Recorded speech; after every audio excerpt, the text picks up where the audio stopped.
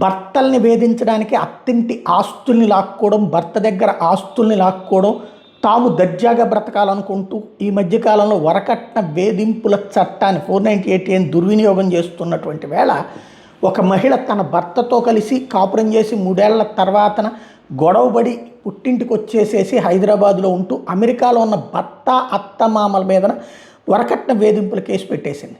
తద్వారా ఇక అతను వస్తే ఇక్కడ జైల్లో పెడతారు, భయపడిపోయి ఆస్తులు రాసి ఇచ్చేయాలి, లేదంటే కనుక వణికిపోతూ నెల నెల సమర్పించుకోవాలి అన్నటువంటి రూట్లో. ఆ అమ్మాయి సాఫ్ట్వేర్ ఇంజనీరే, అబ్బాయి సాఫ్ట్వేర్ ఇంజనీర్.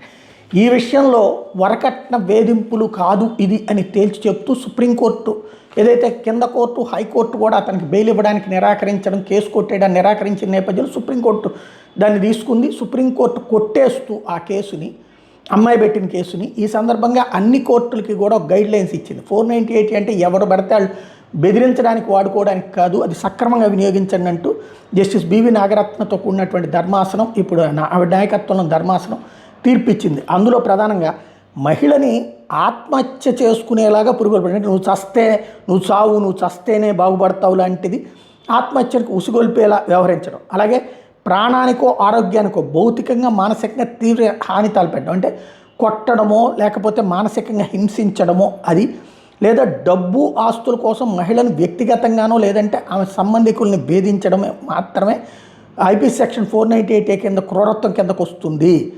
అదే సమయంలో సెక్షన్ 3 ప్రకారం కట్నం ఇవ్వడమే కాదు, ఇదే పుచ్చుకోవడమే కాదు, ఇవ్వడం కూడా నేరం అవుతుంది.